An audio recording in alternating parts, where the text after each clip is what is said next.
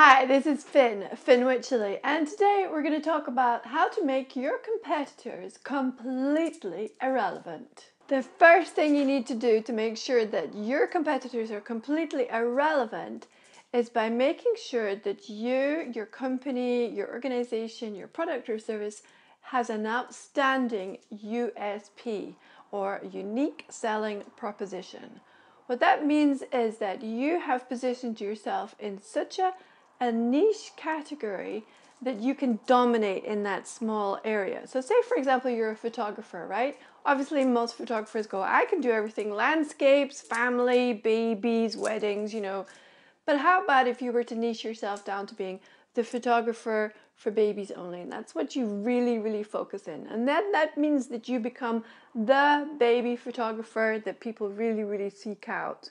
And it means you can actually charge higher prices for it. And the reason why it's really important to develop a strong USP, a unique selling proposition, is because nowadays with online marketing, you can target a specific demographic and own that space. So say for example in the old days with marketing, you would be able to, put up a poster or put up a message in the newspaper or magazine, and it would, even if it was a specialist magazine, it's a kind of scattergun approach.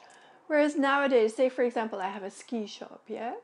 I can set up an ad or a message that makes sure that it goes in front of all those people who like skiing, all those people who like the particular mountain range, all those people who like your competitors, everybody who's on your email list. So the possibility of getting really focused messages in front of your specific audience is enormous online. And finally, the other reason why you really need to niche down into a specific area where you dominate that particular client prospect demographic and have your compelling USP, unique selling proposition, is because when you're online, people really need to be inspired by what you do. It's just not good enough anymore to be another company that services this particular problem or another company that caters to that particular issue. Online, it doesn't work like that. You have to think about, how do I bring the wow factor? Because when people talk about you, they need to know that they need to have experienced how great you are in order for them to talk about you. Because they're not gonna talk about you if you're just average. They're just gonna be like, meh, it was okay. You really got to get that wow factor from people. Otherwise, you're just gonna be another company online and not making any ripples.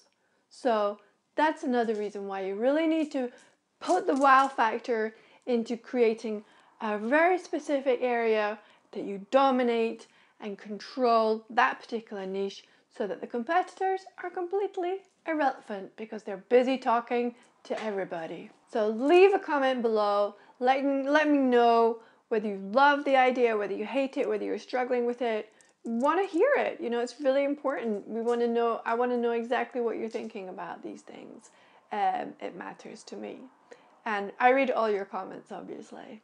So head on over also to finnwycherley.com, where you can join the movement to empower women to create the life and business that you deserve.